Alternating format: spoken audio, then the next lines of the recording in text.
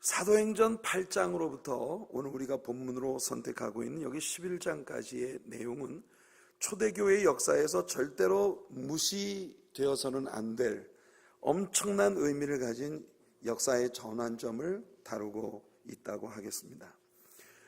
사실 오순절 성령 강림으로 말미암아 교회가 탄생한 이래로 예루살렘 교회는 그야말로 승승장구하고 있었습니다. 많은 사람들의 제자의 숫자가 날마다 주님께 더하고, 사도들이 일어나서 하나님의 말씀을 외칠 때마다 놀라운 기적과 표적들이 일어나면서 이 새롭게 탄생한 예루살렘 교회에 큰 부흥이 일어나게 됩니다. 사실 무시해도 좋을 만한 갈릴리 촌뜨기들이라고 치부하고 있었던, 이 사람들을 치부하고 있었던 산헤드린 공회가 크게 당황하기 시작했습니다.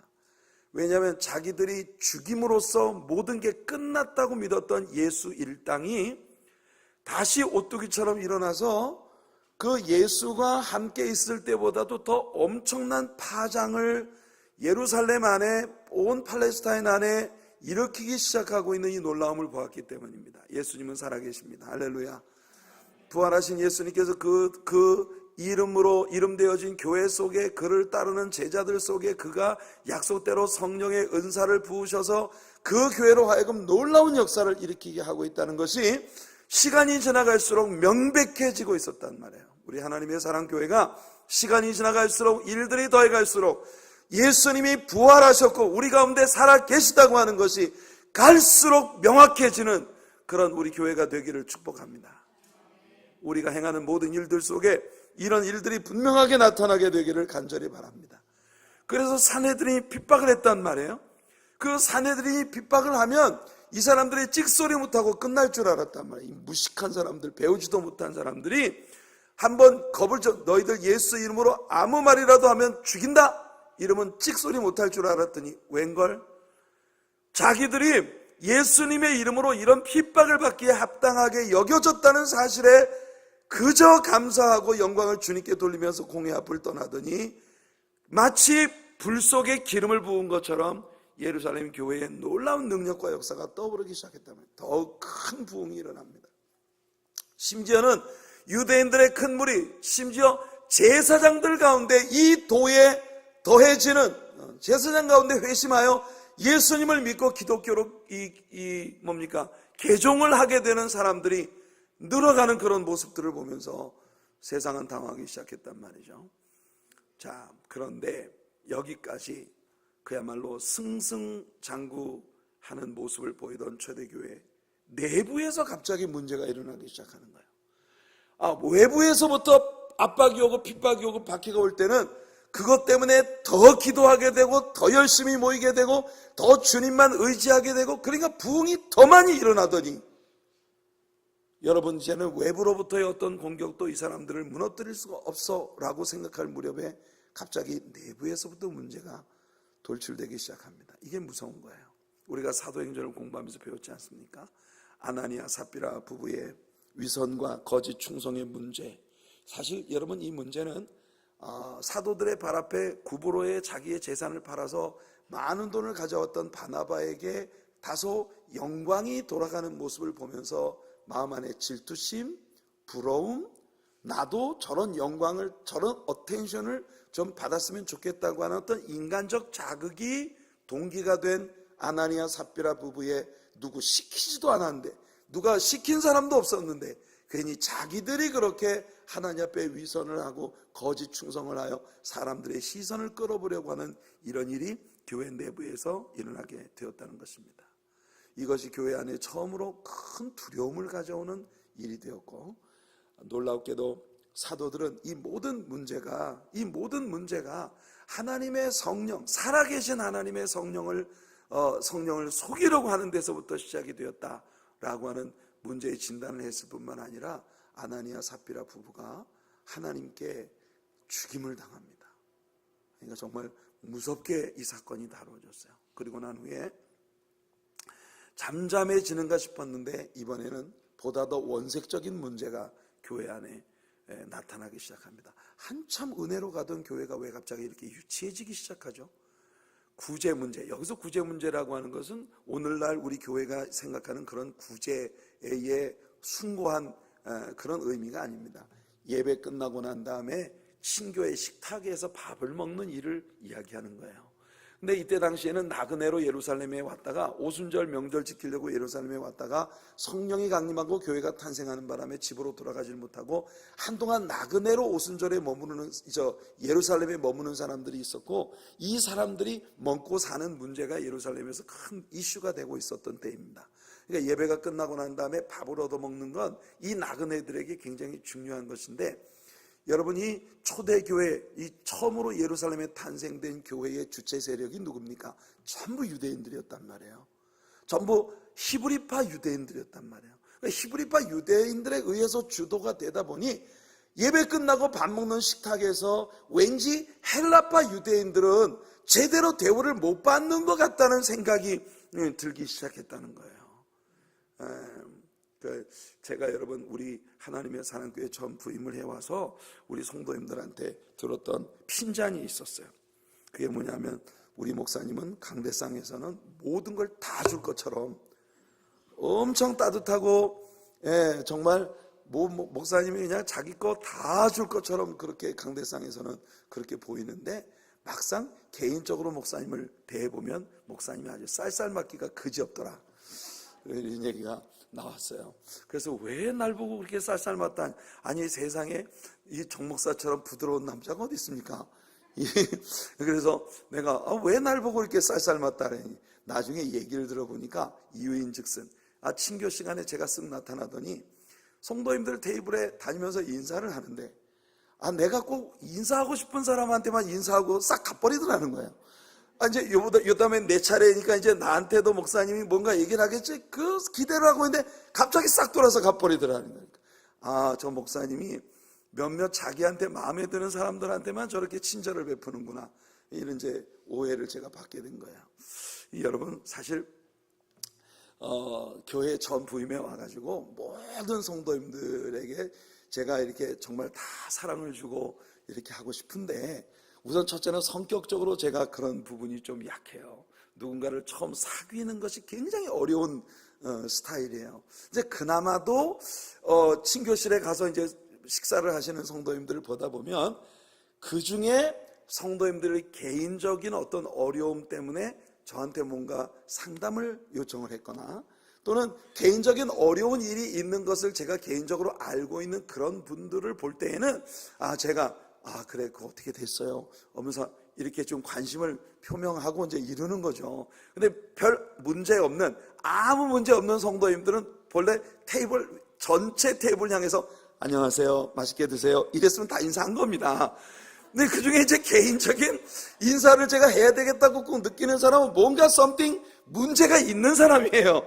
그래, 좀이라도 다른 사람보다는 좀 특별하게 좀 만져줘야 되겠다, 이게 했는데, 나중에 글쎄 얘기를 들어보니까 우리 목사님은 아주 쌀쌀맞기가 그지없고 자기가 좋아하는 사람하고만 친하더라. 여러분, 저 강대상 앞에 엎드리면 여러분들 가정마다 우리 성도님들을 위해서 날마다 기도하는 목사입니다. 그래서 무슨 그렇게 누구는 사랑하고 누구는 미워할 일이 있겠어요? 그거 아니거든요. 근데 이제 이런 문제가 초대교회에 대두됐다는 거예요. 그러니까 이게 여러분만의 문제가 아니니까 창피하다고 생각하지 마세요. 이거 우리 다 그런 겁니다, 우리가. 웃으세요, 좀 이렇게 이야기할 때는. 그러니까 보세요. 이 헬라파 과부들이, 이 헬라파 사람들 가운데 교회가 좀 더 관심이 집중되어져야 될 것 같은 그 사람들이 이 교회에서, 식탁에서 섬겨지는 일에 자꾸 미싱이 되고 있는 것이 보이기 시작했다는 거예요. 그러니까 이게 같은 상황을 어떤 시각으로 보느냐에 따라서 아주 그냥 좀 건강한 시각으로 보면 모두 이해할 만하고 정말 평화롭게 넘어갈 수 있는 일들도 어떤 일에 꽂히기 시작하면 아주 그냥 후벼 파기 시작하는 거예요. 그렇게 되면 서로 상처를 입히고 이런 일이 벌어지는 거죠. 그러니까 교회 안에서 바로 이 식탁에서의 섬김의 문제를 놓고 헬라파 사람들과 히브리파 사람들 사이에 갈등이 생기기 시작한 거예요. 그러니까 이 문제가 교회 안에서 이제 싹트기 시작하는 겁니다. 그래서 사도들이 이때도 지혜롭게 모든 게 다 사도들 탓입니다. 여러분, 정 목사 탓입니다. 뭐 정 목사가 다 부족해서 여러분들의 마음속에 서운함을 준 거를 3년 만에 회개합니다. 여러분, 다 사도들이 그랬어요. 다 사도들 탓입니다. 왜냐하면 우리가 이런 사소한 프로그램을 좀 성도들을 양육하고 그들을 세워서 위탁을 하고, 사도들은 좀 더 성도들에게 은혜를 끼치는 데 집중을 해야 되는데, 성도들에게 은혜 끼치는 일에 집중하기 위해서 뭐 해야 됩니까? 말씀 전하는 일과 기도하는 일에 전무해야 될 건데, 이 일에 쓸 시간이 모자랄 정도로 다른 프로그램들을 돌리는데 그냥 바쁘다 보니까 교회가 은혜가 떨어졌다. 여러분, 교회 안에서 일어나는 모든 문제의 원인은요, 딱 하나예요. 은혜가 떨어져서 그래요. 일단 아멘 해두세요. 교회에 무슨 문제가 생기면, 여러분들, 내가 교회 안에서 신앙생활을 하면서 뭔가 어려움이 이렇게 일어나고 있다 그러면 제일 먼저 우리가 생각해야 되는 게 은혜가 식었구나. 여러분, 은혜가 충만하면요, 모든 게 다 은혜가 됩니다. 바울이 그랬어요. 은혜로 받으면 버릴 게 아무것도 없다 그랬어요. 아멘. 예, 사실은요, 정 목사가요, 버릴 게 없는 목사입니다. 근데 내가 은혜가 식으면요, 아주 정말 그럴 수 있는 거예요. 이게 우리들의 시각이고 우리들의 마음이에요. 내 마음이 식으면, 그렇게 이쁘고 사랑스럽던 사람도 내 마음이 식으면요, 세상에서 제일 무서운 사람이 될 수도 있어요. 그게 인간이거든요. 그러니 여러분, 초대교회 안에 대체 갑자기 이런 일들이 벌어지는 이유가 뭘까요? 오늘 저는 여러분들에게 이 질문을 한번 던져보고 싶은 겁니다. 그렇게 승승장구하고 핍박이 오고 박해가 올수록 더 부응하고 더 기도하고 더 성령 충만하던 교회가 왜 갑자기 이렇게 주책을 떨기 시작하는 거예요? 교회가, 교회 안에서 왜 갑자기 이렇게 아주 인간 냄새가 풀풀 나는 아주 유치하기 짝이 없는 이런 사건들이 교회 안에서 벌어지는 겁니까? 그 이유가 뭘까요? 여러분, 우리는 사도행전을 공부하면서 이 교회가 내부에서부터 심각한 문제가 일어나서 교회가 긴장이, 교회 성도들 사이에 텐션이 일어나고 여러 가지 정말 교회가 부흥이 이제 거꾸로 가는 이런 일들이 보여지는 연유가 무엇이었느냐? 이때 여러분, 사람들은요, 다 이게 누구 때문이냐라고 생각하기 쉬워요. 그러나 여러분, 우리는 분명히 성경에서 배웁니다. 교회와 성도들에게 벌어지는 모든 일들은 그 배후에 하나님의 허락하심이 있습니다. 이걸 우리가 알아야 되는 거예요. 우리를 더 영적으로 성장시키고 성숙시키기 위하여, 우리 영적 성숙을 위하여 하나님이 우리에게 시험 당하는 것을 허락하신단 말이에요. 이거 우리가 야고보를 통해 배웠잖아요. 그죠? 형제들아, 너희가 여러 가지 시험을 만나거든 뭐라고요? 온전히 기쁘게 여겨라. 왜냐하면 우리에게 시험이 다가오는 것은 그 시험을 우리에게 던져줌으로써 우리를 더 인내를 배우고, 인내를 통해서 우리가 성숙하게 만들고 예수 그리스도를 닮아가는 그런 영적 성숙의 유익을 주시기 위한 우리 주님의 방식이었다. 그렇기 때문에 야고보는 우리들에게 시험이 오거든 count them all joy, 그 모든 것들을 기쁨으로 여겨라. 초대교회에 갑자기 이런 어려운 문제가 생긴 연유는 뭐냐? 하나님께서 이런 일 당하는 걸 허락하셨단 말이에요. 왜냐하면 여러분 잘 보세요. 교회 내부에 문제가 일어났는데 이게 어느 정도까지 심각하게 갔느냐면, 이 일을 통해서 7 집사들을 세웠습니다. 그 7 집사 중에 정말 눈에 넣어도 아깝지 않을 제일 정말 귀하고 귀한 집사님 스데반 집사가, 여러분, 이 예루살렘 교회의 일반 성도 가운데 여러분 최초의 순교자로 순교를 당하게 됩니다.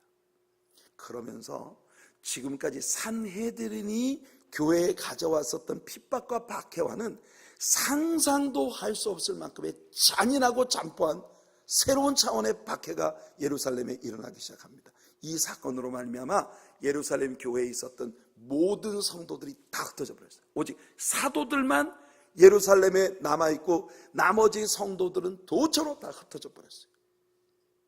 그런데 그 예루살렘 교회의 흩어짐, 그 흩어짐이 바로 그 예루살렘 교회 파편으로 온 사방에 흩어진 디아스포라들에 의하여 새로운 차원의 교회의 역사가 나타나기 시작했는데, 그것이 바로 지금까지 예루살렘 교회가 당연히 뛰어넘었어야 할 것을 뛰어넘지 못했던 것들에 대하여 하나님이 개입하심으로 이 문제들을 뛰어넘어서 예수님이 그들에게 주셨던 사명을 감당케 하는 놀라운 역사의 시작이 된 것입니다. 그것이 바로 선교입니다. 그래서 아까 우리가 보았던 그 그림에 여러분 보면 예루살렘 교회에 큰 부흥이 일어나고 사내들인의 박해가 있고, 그 다음에 그 박해로 말미암아 오히려 더 큰 부흥이 일어나다가 내면의 문제들이 발발하기 시작하는 이 이유가 뭐냐? 하나님께서 이 교회를 강제로 흩으시는 역사를 행하신 것이라고 우리는 봐야 하는 것입니다. 원래 처음부터 이 교회에 주신 숙제가 뭡니까? 처음부터 이 교회에 주신 하나님의 사명이 뭡니까?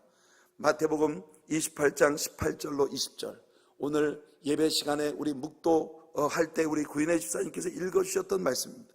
예수께서 나와 말씀하여 이르시되 하늘과 땅의 모든 권세를 내게 주셨으니 그러므로 너희는 가서 모든 민족을 제자로 삼아 아버지와 아들과 성령의 이름으로 세례를 베풀고 내가 너희에게 분부한 모든 것을 가르쳐 지키게 하라. 볼지어다 내가 세상 끝날까지 너희와 항상 함께 있으리라. 교회가 당연히 성령이 충만하고 교회가 부흥하고 열매가 나타나기 시작하면 세상을 향해서 눈을 돌려야 됐단 말이에요. 복음을 기다리고 있는, 복음에 목마른 불쌍하게 버려진 민족들을 향해서 눈을 들어야만 했는데, 바깥쪽으로 당연히 사명을 들고 나가야 될 교회가 바깥쪽으로 사명을 들고 나가지 않으니까 하나님께서 교회 내부에 문제를 일으키신 거예요.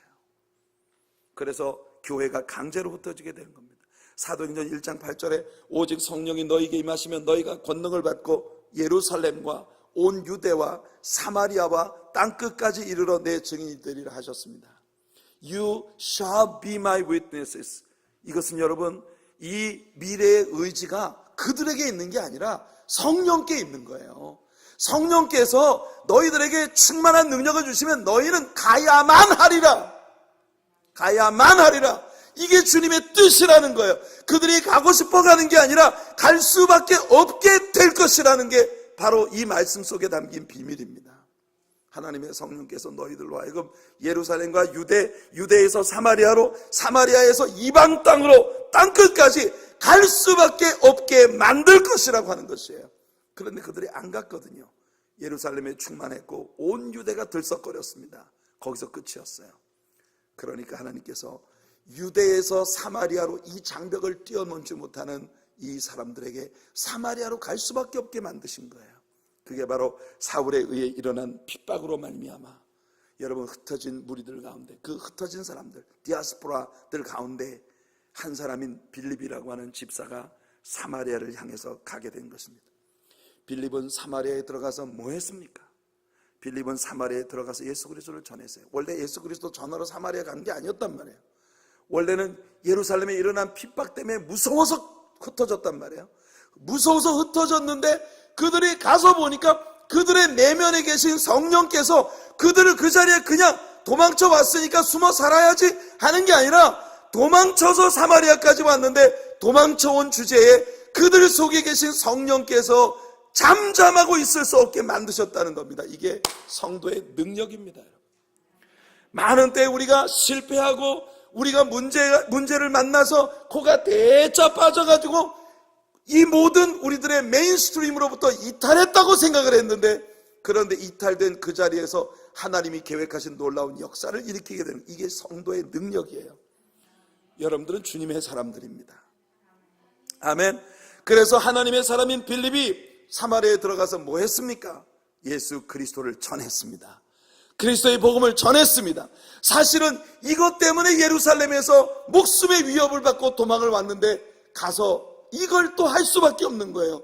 왜? 이게 성령께서 시키신 일이기 때문에. You shall be my witnesses. 예수님의 말씀대로 이루어지고 있는 것입니다. 고린도 전서 2장 1절로 5절을 보면 바울 사도가 고린도 지역에 들어갔을 때 고린도 사람들이 바울을 죽이려고 했거든요.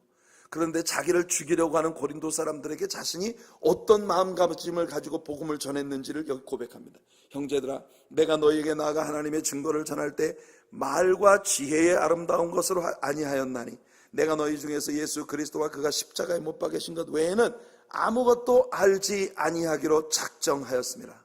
내가 너희 가운데 거할 때 약하고 두려워하고 심히 떨었노라. 바울 정직하게 고백합니다. 바울이 고린도 사람들을 처음 만났을 때 고린도로부터 다가오는 그 많은 위협으로 인하여 마음이 심히 두렵고 떨렸단 말이에요. 내 말과 내 전도함이 설득력 있는 지혜의 말로 하지 아니하고 다만 성령의 나타나심과 능력으로 하여 너희 믿음이 사람의 지혜에 있지 아니하고 다만 하나님의 능력에 있게 하려 하였노라. 오늘 저녁 헌신 예배를 올려드리는 우리 선교위원회에 헌신된 사랑하는 지체들이요, 또한 이번 여름 단기 선교를 떠나기 위하여 단기 선교사로 헌신하고 훈련을 받기 위해 마음의 준비를 하고 있는 사랑하는 단기 선교사님들이요, 여러분들이 모두의 마음속에 바울이 고린도 교인들에게 고백하고 있는 이것이 바로 이번 여름 여러분들을 선교사로 헌신한 그런 여러분들의 마음 밑바닥에 있는 소원이 되기를 예수님 이름으로 축원해 드립니다. 사람의 지혜, 물질의 풍요로움, 이것이 여러분들 선교의 주된 주재료가 아니라 여러분 안에 있는 성령의 능력, 예수 그리스도의 피 묻은 복음, 이것이 이번 여름 여러분들이 가지고 가는 가장 강력한 무기가 되기를 예수님 이름으로 축복해 드립니다. 사람들을 매료시킬 만한 다른 어떤 인간적인 것들을 무기로 가져가는 것이 아니라 오직 성령의 능력으로 예수 그리스도가 당신을 위해 십자가에 못 박혀 죽으셨습니다. 바로 이 원색적인 순수한 복음이 여러분 도미니칸 레퍼블릭에서 여러분들을 기다리는 모든 영혼들에게 새 생명을 안겨주는 위대한 역사로 나타나게 되기를 예수님 이름으로 축원해 드립니다. 사마리아 사람들은요, 지금 예루살렘에 시작된 첫 번째 교회의 기본 구성원이었던 유대 교인들에게 정말 뛰어넘기 어려운 장벽이었습니다. 왜냐하면 사마리아와 유대 사이에는요 엄청난 갈등이 있었기 때문이에요. 그런데 빌립이 그 장벽을 뛰어넘어 사마리아 사람들에게 순수한 예수 그리스도의 복음을 전한 것입니다. 사실은 그가 가고 싶어 간 것이 아니라 여러분 하나님께서 갈 수밖에 없게 만드신 것이죠. 이것을 기화로 사마리아에 큰 부흥이 일어납니다. 당연히 빌립은 사마리아의 영적 부흥 운동의 기초를 놓은 사람이기 때문에 자신에 의해서 사마리아에서의 역사가 멋진 결말을 가져오기를 바라는 마음이 있었을 겁니다. 여러분 우리들 모두에게 그런 마음이 있잖아요. 내 손으로 어떤 의미 있는 일을 시작했으면 내 손으로 그 일을 마치고 다소 그 일들의 영광의 일부에 내가 참여할 수 있게 되기를 바라는 게 사람들의 마음 아니겠습니까? 사람들이 누구나 스룹바벨의 손이 이전에 지대를 놓았은즉 그 손으로 이 일을 마치게 하리라, 이 말씀 좋아하지 않는 사람 없어요. 그 말은요, 우리들 모두가 다 하나님의 사랑교회 안에서 어떤 일에 내가 헌신했다면 적어도 그 일에 헌신한 것에 대하여 사람들이 나를 좀 더 알아주고 그리고 이 일이 나의 손에 의해서 결말이 났다고 하는 이런 크레딧이 어느 정도 나에게 남게 되기를 모든 사람이 바랄 거란 말이죠. 빌립의 마음에도 분명히 그런 생각이 있었을 겁니다. 이게 인지상정입니다. 누구라도 그래요. 여기서 있는 정 목사도 그렇습니다.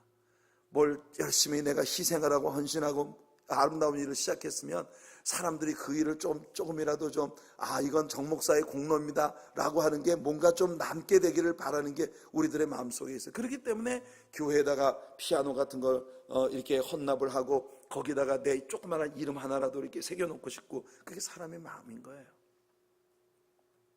그런데요, 하나님께서 빌립의 마음속에 있는 그런 여망을 여지없이 짓밟아 버리십니다. 이게 흥미로운 부분이에요. 빌립에 의해서 사마리아 부흥의 큰 기초가 놓였는데 사마리아 부흥의 최종적인 열매는 누구를 통해 맺게 하시냐면 베드로를 통해 맺게 하시는 거예요. 예루살렘 교회가 사마리아도 복음을 들었다 하는 소리를 듣고 베드로와 요한을 파송합니다. 베드로와 요한이 내려와서 사마리아의 사람들에게 안수할 때, 여러분 지금까지 빌립이 말씀을 전하여 세례받고 예수 믿기로 작정하고 모든 일들이 시작되었는데 베드로 와가지고 안수하니까 그만 다 성령을 받고 은사가 나타나기 시작하는 거예요. 그러니까 심지어 이 마술사 시몬이 돈 주고 그 은사 좀 나한테 팔아라. 갑자기 사람들의 어텐션이 빌립으로부터 이 베드로에게로 확 쏠려 버리는 거예요. 베드로가요 마음이 싸했을 겁니다. 성경이 그런 얘기는 안 했어. 제가 인간적인 면에서 볼 때 베드로, 빌립의 마음속에, 베드로, 바울 단어, 빌립의 마음속에 분명히 그런 마음이 있었을 거란 말이에요. 그런 마음이 있었을 거지만 그때 하나님께서 빌립에다가 한 번 더 얼음불을 더 끼얹으십니다. 갑자기 빌립 보고 하시는 말씀이, 야 빌립아, 너는 저 예루살렘으로부터 가사로 내려가는 광야로 지금 빨리 달려가라. 아니 이게 웬일이요? 지금 빌립을 인해서 사마리아에 큰 부흥이 일어나고 있는데, 갑자기 그 사람 하나, 인간 하나 없는 그 광야길로 갑자기 빌립을 보고 지금 당장 가라는 거예요. 야, 진짜 서운하지 않겠습니까? 이럴 때 우리가 잘하는 말, 나 시험 들었어. 빌립이요, 완전 시험 들기 딱 좋은 환경에 지금 처한 거예요. 근데 빌립이 정말 아름다운 건 뭐냐면 하나님 앞에요, 한마디 묻지도 않고 그냥 갔어요. 그 광야에 누가 있다고 가래요? 할만한데 빌립은 가라고 하니까 그냥 갔어요. 그래서 빌립이 가보니 에디오피아 내시, 에디오피아 여왕 간다게의 국고를 맡은 큰 권세가 있는 내시가 마차를 타고 쭉 내려가고 있는 거예요. 그러니까 일종의 캐러반이 저기 이렇게 가고 있는 게 보였겠죠. 그러니까 이제 빌립이, 하나님 어떡하라고요? 두 번째 하나님 명령이 뭡니까? 저 마차로 가까이 가라. 맞아요, 가까이 갔어. 그 다음부터는 하나님께서 빌립에게 뭘 하라고 명령하신 게 아니고 환경이 빌립으로 하여금 그 일을 하게끔 끌어가는 거예요. 이 하나님의 인도하심을 받는 방법입니다. 그래서 빌립이 딱 마차를 따라가는데 보니까 이 사람이 글쎄 이사야 선자의 두루마리를 읽고 있는 거예요. 참 놀라운 일입니다. 여러분, 그때 당시에는 우리처럼 성경을 모든 사람이 갖고 있었던 때가 아니에요. 그 이사야 선자의 두루마리가 엄청난 대가를 지불해야만 개인적으로 소장을 할 수 있는 것이고 볼륨이 엄청 큰 두루마리였을 거예요. 근데 그 두루마리를 펼쳐가지고 그 마차, 에디오피아로 돌아가는 그 길에서 그 마차에서 이걸 읽고 있는 거예요. 근데 빌립의 마음속에 하나님의 성령께서 주시는 생각이 이 내시한테 묻게 한 겁니다. 당신 그 읽는 것을 깨닫습니까? 참 신기하지 않습니까? 유대인들도 성경을 안 보는데, 예수쟁이들도 성경을 안 보는데 글쎄 교회도 안 나가는 사람이 성경을 저렇게 읽고 있는 거라. 얼마나 놀라워요. 그래서 당신 그 읽는 거 깨닫습니까? 이 내시의 말이 하나님이 왜 빌립을 거기까지 보내셨는지를 정확하게 보여주는 말이었어요. 가르치는 사람이 없으니 어찌 깨달을 수 있겠습니까? 이것은요, 이 에디오피아 내시의 내면에 있었던 진리에 대한 말할 수 없는 목마름을 한마디로 표현해 주고 있는 겁니다. 이 에디오피아 내시가 예루살렘에 온 이유는 분명히 예루살렘에 일어나고 있다는 큰 부흥운동에 대한 소문을 듣고 왔을 거란 말이죠. 그런데 와보니 교회는 다 흩어지고 그냥 예루살렘 성전은 다시 유대교의 형식적인 전통적인 그런 제사로 돌아가 있는 이 광경, 답답하기 짝이 없는 그런 모습을 보고 그냥 에디오피아로 돌아가고 있는 중이었던 거예요. 하나님께서는 바로 그 에디오피아 내시에 말할 수 없는 영적 목마름을 채워주시기 위하여 빌립을 그곳으로 보내신 겁니다. 그 한 사람을 위하여, 수가성의 우물가에 나오는 여자 하나를 위하여 예수님이 사마리아로 들어갈 수밖에 없었던 것처럼 그렇게 빌립을 광야로 보내실 수밖에 없었던 것이에요. 여러분, 사마리아에서 이런 일들이 일어나는 동안 하나님께서 여전히 살아계시다고 하는 걸 증명하시는 하나님 편에서의 놀라운 역사를 행하고 계셨습니다. 그게 뭐냐면 바로 사도행전 9장에 나오는 사울의 회심이죠. 이것은 바로 오늘 우리가 본문으로 선택한 안디옥 교회에서의 하나님의 놀라운 역사의 서곡이었습니다. 그리고 이어서 고넬료의 집에 베드로를 보내셔서 베드로로 하여금 첫 번째 이방인 가정인 고넬료의 집안이 구원과 성령의 체험에 이르게 되는 역사를 우리 하나님께서 주도하셨습니다. 이 사건 역시도 베드로가 하고 싶어 한 것 절대 아니었습니다. 예루살렘 교회가 계획적으로 의도한 바 절대 아니었습니다. 흥미로운 일이죠. 세상에 처음 탄생된 이 교회가 예수님께로부터 명백한 사명을 받았는데 막상 그 사명들이 감당되어진 것은 그 교회의 자발적인 주도 아래서 벌어진 계획적인 일들이 아니었다는 것입니다. 여러분, 교회가 계획한 것도 아니고 주의 종이 계획한 것도 아닌데 그 땅에 있는 사람들의 목마름이 하나님의 일들을 이루어지게 만들었다는 것입니다. 우리 하나님의 사랑교회가 절대로 오해하지 말아야 하는 건 우리 교회가 형편이 좋아서 사정이 좋아서 우리 교회가 흘러넘쳐서 흘러보내지 않으면 안 될, 마치 아기를 방금 낳아가지고 저지도는 엄마가 여러분 이걸 누군가에게 먹이지 않으면 자기가 병이 나는 거예요. 전몸살 앓게 생겨서. 그러면 여러분 이것을 유습기를 갖다가 젖을 짜내기라도 해야 될 정도의 그런 뭔가 흘러넘치는 걸 바깥으로 분출시키지 않으면 안 될 무슨 내면의 문제 때문에 이 일이 이루어진 것도 아니고 그 교회가 예수님 승고한 명령이니 이 명령대로 순종하자는 어떤 대단한 믿음 가지고 한 일도 아니었다는 겁니다. 그들이 행한 이 선교의 놀라운 일들은요, 하나님께서 그들로 하여금 하지 않으면 안 되게 만드셨는데 엉뚱하게도 그것은 교회가 넘쳐서가 아니라 저쪽에 있는 사람들의 목마름 때문에 하나님이 이 일을 교회로 하여금 하도록 시키셨다는 겁니다. 그래서 여러분 오늘 우리 성령의 권사님이 대표 기도 가운데 기도하셨던 것처럼 우리 교회 내부의 형편은 비도 주룩주룩 새고 여러 가지 여기저기 문제가 많지만 그래서 우리 성도님들 마음 안에 올해는 선교를 포기하고 교회 내부 문제부터 해결을 하고 그 다음에 내년에 우리가 선교합시다라고 하는 만만치 않은 의견들이 여전히 존재하지만 여러분 교회가 선교 사역을 한 것은 교회가 넘쳐서도 아니고 교회의 전략 때문도 아니고 저쪽에 있는 사람들의 영적 목마름 때문에 하나님께서 그 일을 하라고 명하시기 때문이라는 것입니다. 그러니까 우리는 해야만 하는 거예요. 성도님들의 이런 만만치 않은 의견이 있습니다라고 이야기할 때 선교위원장을 맡고 계시는 우리 장로님이 단호하게 말씀하십니다. 어려울수록 선교는 해야죠. 너무 멋있었어요. 목사보다 믿음이 좋으셔. 그래서 여러분 우리는 올해도 선교를 할 수밖에 없습니다. 해야 합니다. 여러분 이 일을 통해서 하나님은 도리어 우리 교회를 채우실 줄로 믿습니다. 이 일을 통해서 하나님은 도리어 우리 교회를 견고하게 세워주실 줄로 믿습니다. 그 일들이 어떻게 이루어지는지 보세요. 베드로가 주도한 바 아니었지만 고넬료라고 하는 한 경건한 사람의 그 말할 수 없는 내면의 영적 목마름이 하나님으로 하여금 베드로를 그 고넬료에게로 보내실 수밖에 없게 했습니다. 유대인들에게는 무서운 편견이 있었습니다. 이 처음 교회의 주된 구성원이었던 정통 유대인들로서 베드로를 비롯한 예루살렘의 빛가이들은 사마리아로 뛰어넘는 것도 힘들었는데 이방인의 집안에 자기들 발로 들어간다는 건 상상도 할 수 없는 일이었어요. 그들은 이 편견을 극복하려고 전혀 애쓰지 않았습니다. 그래서 하나님께서 개입하신 것입니다. 성도 여러분, 우리 하나님의 사랑교회가 이제 편견을 뛰어넘는 교회가 되기를 축복합니다. 우리 인간적인 모든 편견을 뛰어넘는 교회가 될 수 있기를 바랍니다. 하나님이 개입하시기 전에 우리가 순종하는 교회가 되었으면 좋겠습니다. 에디오피아 내시가 그랬던 것처럼 고넬료 역시도 그 마음이 은혜 받기 위해 준비된 사람이었어요. 성경은 이 사람을 경건한 사람이고 날마다 기도하는 사람이고 그리고 믿음은 없어도 주변에 있는 어려운 사람들에게 끝없이 구제하는 그런 사람이었습니다. 성도 여러분, 이 사람은 하나님의 백성들에게 호의적이었어요. 여러분들도 은혜 받고 싶으시다면 이런 성향을 따라가는 여러분들 되시기 축복합니다. 고넬료 같은 성향을 여러분들이 지니면 하나님이 고넬료 같은 은혜를 여러분들에게 주실 줄로 믿습니다.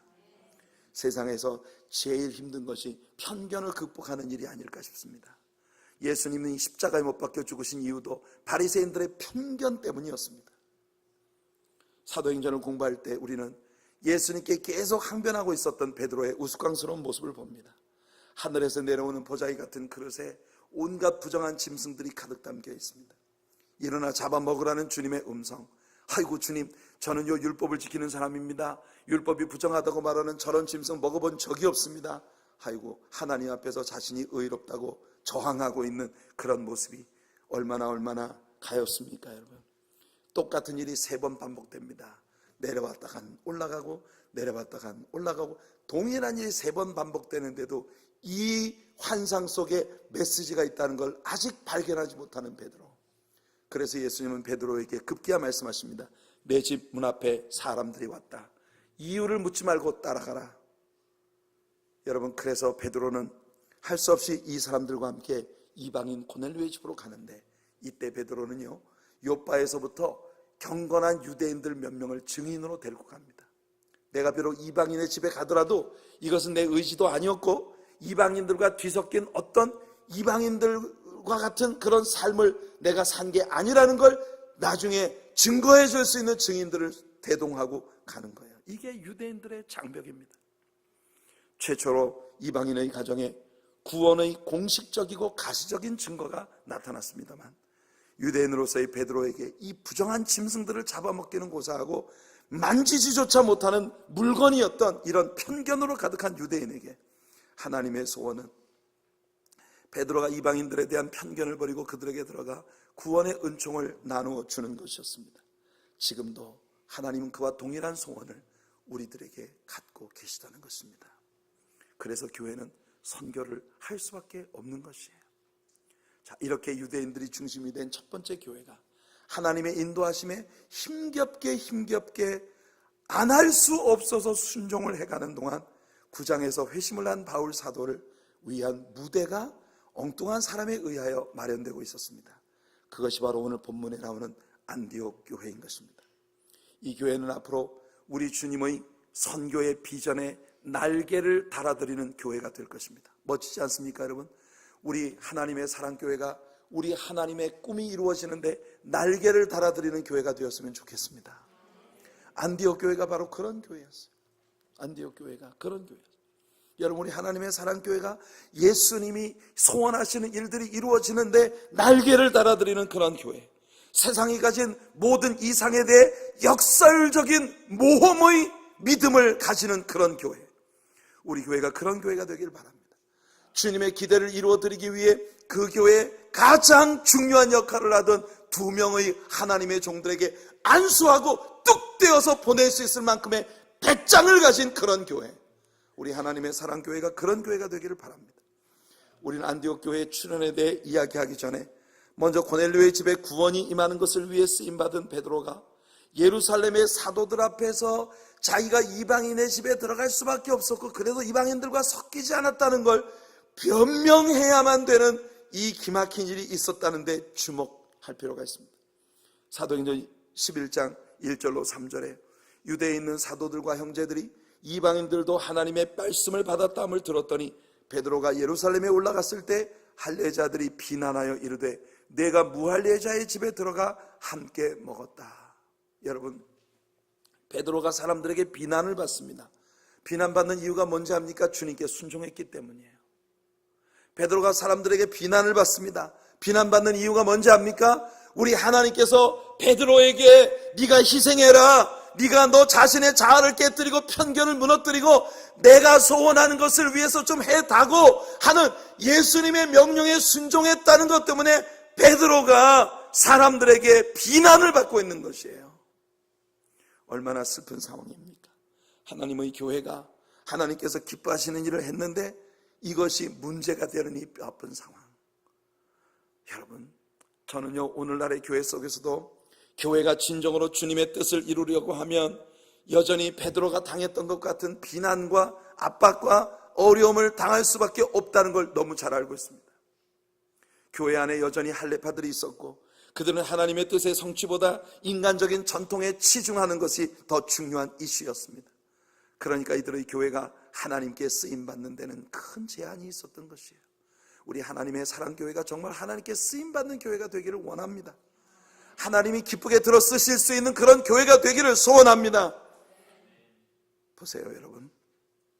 이들의 교회가 하나님께 쓰임받는데 큰 장벽을 가지고 있었던 이 상황에서 바로 이 연장선상에서 우리는 안디옥에서 일어나고 있는 또 한 장면을 눈여겨보게 됩니다. 이것이 바로 오늘 본문으로 연결되는 사건인데요, 사도행전 11장 19절부터 오늘 본문의 앞에 있는 2절부터 한번 볼게요.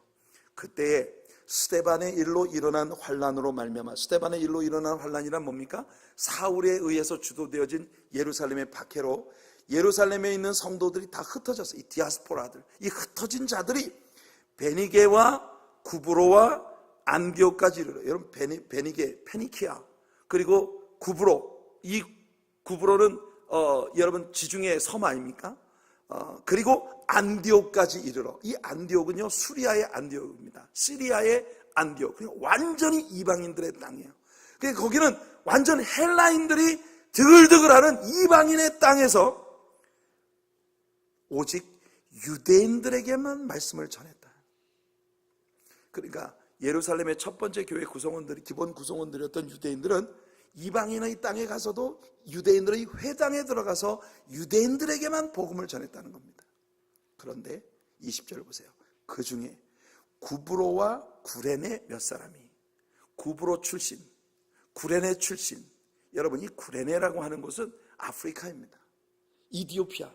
여러분 이 아프리카에서 온 아프리카 출신의 사람들 몇이 안디옥에 들어가서 헬라인에게도 말하여 주 예수를 전파하니, 여러분 이 용감한 사람들이 일어났습니다. 이 사람들은 분명히 이방의 백그라운드를 가지고 있는 사람들이었을 것이라고 생각을 합니다. 물론 구브로라고 하는 곳은 이스라엘에서 가까운 섬이기 때문에 사실 우리가 잘 아는 바나바도 구브로 출신 아니겠습니까? 레위 지파 사람이지만 구브로에 살고 있었던 그런 사람인데, 이 구브로 출신이라고 하는 이 사람이 이방인이라는 장담은 할 수 없지만 이 구레네 출신의 사람, 이 사람들은 분명히 이 헬라인들, 이방인들에게 다가가서 헬라어로 그들에게 예수를 전파하기 시작하는 일이 벌어진 것입니다. 그리고 오늘 우리들의 본문입니다. 그렇게 하자 주의 손이 그들과 함께 하심에 수많은 사람들이 믿고 주께 돌아오더라는 것입니다. 바로 이것이 우리를 향하신 하나님의 뜻입니다. 유대인들은 이제 무슨 일을 해도 항상 마음속에 거리낌이 있어요. 주님의 뜻인 줄 알면서도 주님의 뜻대로 할 수 없는 게 사람들에 의해서 일어나는 논쟁 때문에, 비난 때문에, 사람들로부터 오는 공격 때문에 위축이 되기 시작하는 거예요. 유대인 신자들이 스데반의 죽음을 주도했던 바울에 의해 계속 일어나는 박해로 사방으로 흩어졌습니다. 그들 중에 안디옥에 들어온 사람들, 그 유대인들은 오직 유대인들에게만 복음을 전하는 극히 제한된 사역에 갇혀 있었는데, 그런데 문제에 휘말리지 않기 위해 안전하게 그렇게 가고 싶었던 유대인들과는 달리 헬라 사람들에게 담대히 예수 그리스도의 복음을 증거하는 사람들이 나타나기 시작하면서, 우리는 나중에요 사도행전 13장에서 안디옥 교회의 지도자들의 명단을 봅니다. 이 안디옥 교회 지도자들의 명단 가운데는 여러분 노아의 후손, 이 세 아들의 후손들이 다 있습니다. 야베 족속의 후손, 그게 바로 헤롯 왕의 젖동생 이 마나엔 같은 루기오, 이런 사람들이 바로 백인들이었어요. 로마 사람들. 또 바울과 바나바 같은 사람은 유대인입니다. 이 사람들은 셈족이에요. 그리고 거기 보면은 이 구레네 출신의 시므온 같은 이런 사람이 있습니다. 이런 사람은 완전 흑인이에요. 그러니까 함족속이에요. 여러분 아마도 출신 성분 자체도 완전히 나뉠 수밖에 없는 사람들이었을 거예요. 그러나 그들이 예수 그리스도 안에서 완벽히 하나가 된 교회가 되었습니다. 그들이 모여서 예배할 때 성령께서 그들에게 예언을 주셔서 하나님께서 시키실 일을 위하여 바나바와 사울을 따로 세우라는 예언이 떨어지자 그들은 즉시 순종하여 금식하며 바울과 바나바에게 안수하고 그들을 떠나 보냈습니다. 이것이 바로 사도행전 후반부를 주도하는 바울 사도의 1, 2, 3차 그리고 로마로 호송되어 가는 4차까지의 모든 여행의 시발점이 되는 것입니다. 성도 여러분, 우리 하나님의 교회가 이런 교회가 되기를 간절히 소원합니다. 주께서 얼마나 기뻐하셨겠습니까? 그래서 오늘 우리의 본문은 선포합니다.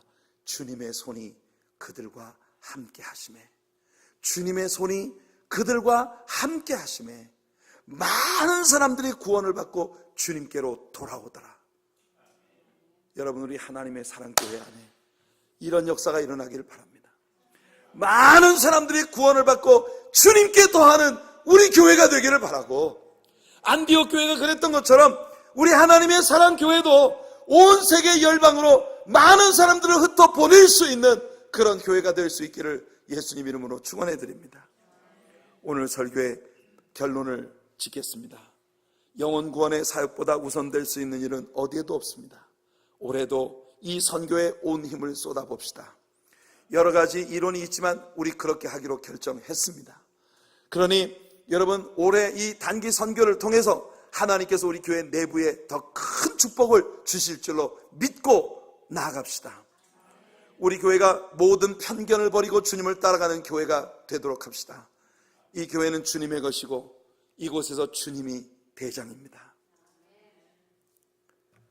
우리가 주님의 뜻을 이루는데 주저하거나 혹은 다른 이론들 때문에 멈칫거리면 마치 예루살렘의 유대인들처럼 주님은 우리가 아닌 또 다른 사람들을 들어 사용하실 것입니다. 우린 하나님께서 우리에게 주신 기회들을 놓치지 않는 교회가 되기를 바랍니다. 마지막으로 여러분, 계속되는 사건들을 통해 한 가지 명백히 배우는 것은 물은 항상 준비된 곳을 향해 흘러들어간다는 것입니다. 더 낮은 곳, 물이 들어올 수 있도록 준비된 곳, 그곳이 어디입니까? 에디오피아 내시의 마음이었고, 그리고 고넬료의 집안 마음이었고, 그것이 그들을 향해 쏟아부어주고 싶은 주님의 마음인 것입니다. 우리가 선교를 하러 가고자 하는 도미니칸 레퍼블릭에 많은 영혼들이 이미 하나님에 의해 준비되어 있을 것입니다. 그래서 하나님은 우리를 이 일에 사용하시는 것이에요. 사마리아 큰 부흥을 뒤로하고 빌립은 주님의 명령을 따라 광야로 나아갔습니다. 바나바, 사울이라는 큰 그릇들을 안디옥 교회는 오직 주님의 명령에 의하여 안수하고 떠나 보냈습니다. 이럴 수 있는 믿음의 모험이 우리 하나님의 사랑교회 안에 일어나게 되기를 축복합니다. 주님의 손이 그들과 함께 놀라운 역사를 일으키는 놀라운 축복이 우리 교회 안에 재현될 수 있게 되기를 예수님의 이름으로 축복해 드립니다.